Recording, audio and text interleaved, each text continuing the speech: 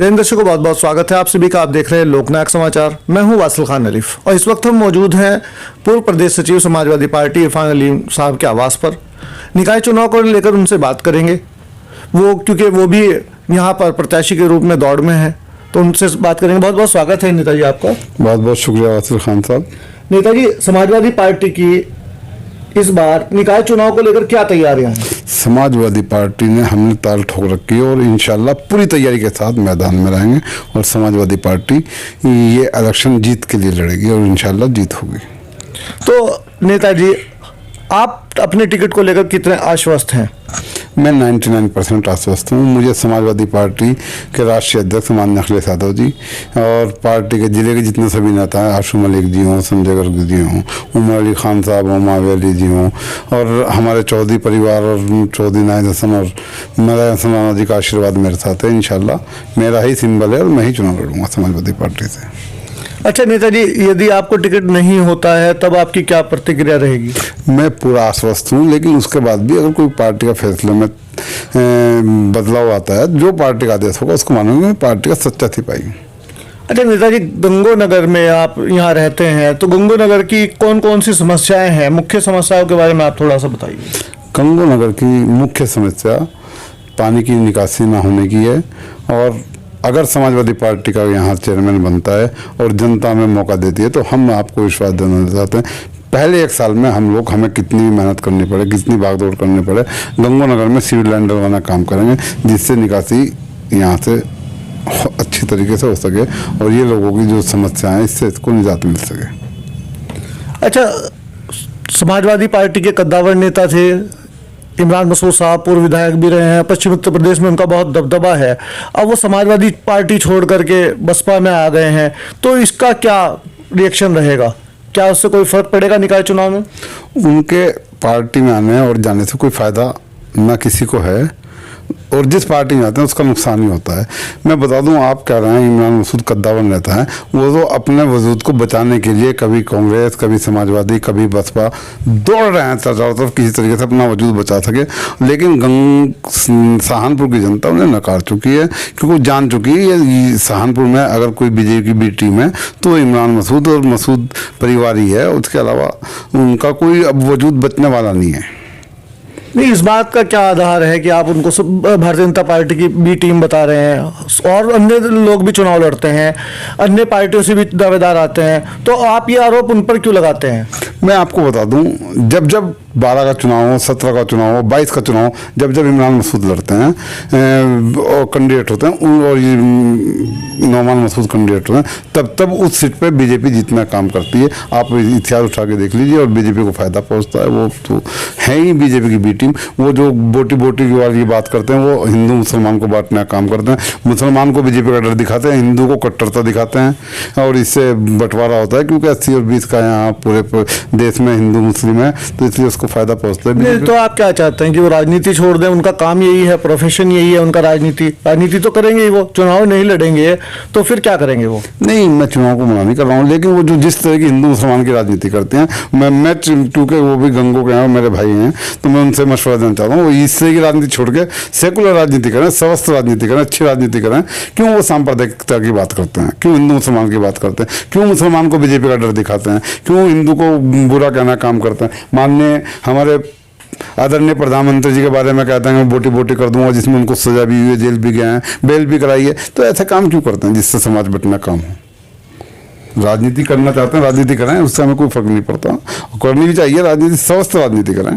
तो इस तरह कंट्रोवर्शियल बयान तो समाजवादी पार्टी के नेता भी देते रहे हैं, आजम खान ने भी दिया है और भी बहुत सारे नेता देते रहे हैं। नहीं, कोई भी दे वो गलत है। वो आजम खान साहब हो, इमरान साहब हो, कोई भी हो, वो गलत है। सेकुलर और स्वस्थ राजनीति होनी चाहिए।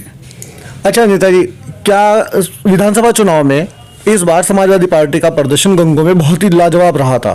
क्या इस बार फिर से निकाय चुनाव में समाजवादी पार्टी अपने उस प्रदर्शन को दोहरा पाएगी? मैं जहाँ तक समझता हूँ समाजवादी पार्टी जो 2022 के चुनाव में जिस जगह खड़ी थी विधानसभा के, आज भी उसी जगह गंगोनगर में खड़ी है और इंशाल्लाह उसमें बढ़ोतरी तो हो सकती है, 11,600 से 12,000 तो हो सकते हैं। लेकिन वो जो लोग यहाँ हमेशा से काबिल रहते थे मुस्लिम वोटों पे या गंगों की राजनीति में, जैसे वो 52 वोटों से सिमट गए, इंशाल्लाह इस बार 5,000 से भी नीचे आएंगे। अच्छा, इस बार पूर्व मंत्री असदुल्ला अजमेरी साहब ने भी अपनी एक वीडियो जारी की है, वो भी अपने आप को दावेदार बता रहे हैं अध्यक्ष पद के चुनाव के प्रत्याशी के रूप में, तो उनके बारे में आपकी क्या प्रतिक्रिया है? समाजवादी पार्टी से मैं उम्मीदवार हूँ और साथ में पूर्व राज्य मंत्री असदुल्ला अजमेरी साहब भी दावेदार हैं। पार्टी जैसे टिकट देगी इंशाल्लाह हम और अजमेरी साहब मिलकर उसी को चुनाव लड़ाएंगे, तीसरा कोई नहीं, हम दो ही लोग दावेदार हैं समाजवादी पार्टी से। अच्छा, अगर गंगों की जनता आपको चेयरमैन बनाने का काम करती है तो आपकी क्या प्राथमिकताएं रहेंगी? मैं आपसे सीधा सीधा बता दूं, गंगोनगर भी आज भी कुछ बस्ती ऐसी हैं जो शहर के बीच में हैं और वहाँ लोग आदिवासी की तरह जीवन जीना काम कर रहे हैं।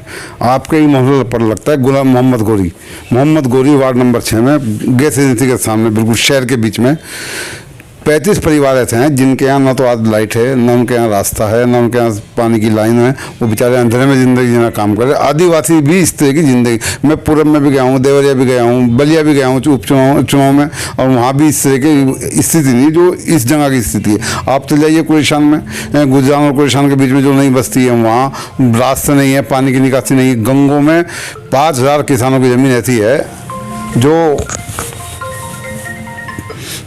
पानी की निकासी ना होने की वजह से डूबी हुई और किसान वहाँ खेती नहीं कर पाता। और एक हिटलर शाही परिवार की वजह से, ये हिटलर शाही जनता गंगों में बैठे हैं, उनकी वजह से गंगों के किसान 5000 बीघा जमीन बिना खेती के, आप गुजरान मोहल्ले में जाकर देख लीजिए, बिना खेती के वो इसी तरह पड़ी है। पानी वहाँ निकासी नहीं, कोई रास्ता नहीं है, पानी वहाँ खत्म नहीं होता, फसल होती नहीं। यहाँ किसान परेशान है, मजदूर, तो आप ठीक करा देंगे उसको? किसान परेशान है, मजदूर परेशान है, व्यापारी परेशान है, तो आम आदमी परेशान है, छात्र परेशान है। मैं बता दूं आपको, उसी गुलजान मोहल्ले में एक शिव मंदिर है जो प्राचीन शिव मंदिर है, जिसके पानी की निकासी ना होने की वजह से उसका रास्ता नहीं है, उसकी दीवारों में त्रेड़ आ गई है, दराड़ आ गई है, वो कभी भी गिर सकता है। लेकिन ये हिंदू मुसलमान की भावनाओं से खेलना काम करते हैं। और रही बात ये हम करा देंगे, अगर जब पानी की निकासी यहाँ हो जाएगी इंशाल्लाह तो ऑटोमेटिक साफ हो जाएगा। जब पानी वहाँ रुकेगा ही नहीं, सिविल लाइन हम डरवाना काम करेंगे तो इंशाल्लाह वो सब होगा। गंगों में कोई स्टेडियम नहीं है, गंगों में कोई अच्छी सामुदायिक भवन नहीं है जो नगर पालिका की तरफ से, नगर पंचायत की तरफ से होते हैं। हम अगर इंशाल्लाह हमें गंगों की जनता चैनल बनाती है तो हम स्टेडियम देना काम भी करेंगे, हम पार्क देना काम भी करेंगे, हम सामुदायिक भवन बनवाना काम भी करेंगे, हम यहाँ महिलाओं के लिए सिनाई बुलाई केंद्र नगर पालिका की तरफ से लगाना काम करेंगे। इंशाल्लाह हम अपने वादे पे पूरा खरा उतरना काम करेंगे। तो सिलाई केंद्र तो एक शाहजहां मसूद जी हैं जो सभासद हैं, चेयरमैन नवान, पूर्व चेयरमैन नवान मसूद की पत्नी है, उन्होंने भी एक निःशुल्क सिलाई सेंटर खोला है। वो तो उनका पर्सनल होगा, हम नगर पालिका की तौर से खोलेंगे और वो भी तो कागजों में है। साइड पे आप जाके दिखा दीजिए, मुझे चल रहा है क्या, चलिए मैं भी चलता हूँ आपके साथ। हाँ, वो उद्घाटन किया था उन्होंने राशिद मसूद ट्रस्ट की तरफ से, उसका तो उद्घाटन ही तक रह गया। उसके बाद अगर कहीं हो रहा है, उसमें कोई सीखता हो, कोई सिखाने के लिए आता हो तो बताइए मुझे, चलिए दिखाइए, मैं भी चलूँगा। चलिए मैं भी क्रॉस चेक कर लूँगा इसको, बिल्कुल करना चाहिए, मैं करूँगा इस चीज़ को क्रॉस चेक करूँगा मैं।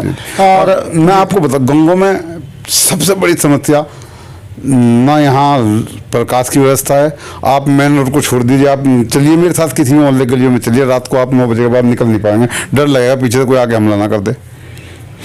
ना यहाँ कोई सफाई व्यवस्था है, पूरे शहर की सफाई व्यवस्था बिल्कुल ध्वस्त है। पूरे प्रदेश में चौथा नंबर आया गंगों का सफाई व्यवस्था में। आप जाके देख लीजिए, नगर पालिका का बाथरूम है देवन स्टैंड पे, आप जाके देख लीजिए, आप वहाँ खड़े होकर बाथरूम कर सकते हैं क्या? अब मुझे नहीं पता कैसे दे रहे हैं नंबर 1 पे। आप मीडिया के आदमी और आज इसको क्रॉस चेक कीजिएगा। आप पूरे जिले में पहला नंबर है और पूरे प्रदेश में चौथा नंबर आया गंगों का। आप क्रॉस चेक कीजिए ना, नंबर मुझे क्या पता कैसा आ रहा है। आप बता रहे हैं तो हम क्रॉस चेक करेंगे, बिल्कुल क्रॉस चेक कीजिए। आप शामपुर स्टैंड पे थाने के बराबर में है, मस्जिद के बराबर में, वहाँ जाके देख लीजिए, नौता स्टैंड पे देख लीजिए, कहीं सब जगह यही गंदगी कर। और आप चलिए मोहल्ले में, अभी दिखाता हूँ आपको, घर के बाहर नाले किस तरह गंदगी से भरे हुए हैं। अच्छा आदमी वहाँ साथ भी नहीं ले सकता उसके पास खड़ा होकर। अब कहने से सफाई नहीं होती, सफाई व्यवस्था नहीं होती, गंगों में सफाई व्यवस्था नहीं है, सड़कें इतनी खराब हैं। आप कुरेशान को ये शुरू होता है कस्बा गंगों का मोहल्ला, आप यहाँ से सिर्फ चौक से तक चल जाइए, बाइक पे बैठ के आपके पेट में दर्द ना हो गया, आपको डॉक्टर के ना जाना पड़ा। अभी चेक कर लीजिए मेरे साथ निकल के बाहर क्या हालत है सड़कों, कहाँ है विकास। ये मेन रोड है और गलियों का तो बड़ा हाल खराब है। चलिए खैर, इस बारे में फिर भी चर्चा होगी आपसे। आप हमारे दर्शकों के माध्यम से जनता को कोई संदेश देना चाहेंगे? मैं आपके चैनल से गंगों के आवाम से अपील करता हूँ, मैं आपका बेटा, आपका खिदमतगार, आपका सेवक आपके बीच में आया हूँ। इस बार मुझे भी मौका देना, काम करें। इंशाल्लाह जो मैं वादा कर रहा हूँ उस पर खरा उतरने का काम करूँगा। तो ये थे हमारे साथ पूर्व प्रदेश सचिव समाजवादी पार्टी इरफान अलीम साहब। इन्होंने अपनी बात रखी और अपनी बेबाक राय से इन्होंने हमें रूबरू कराया। बने रहिए हमारे साथ, देखते रहिए हमारे चैनल को। ज़्यादा से ज़्यादा हमारे चैनल को सब्सक्राइब कीजिए, इस वीडियो को शेयर कीजिए, लाइक कीजिए। जय हिंद, जय भारत।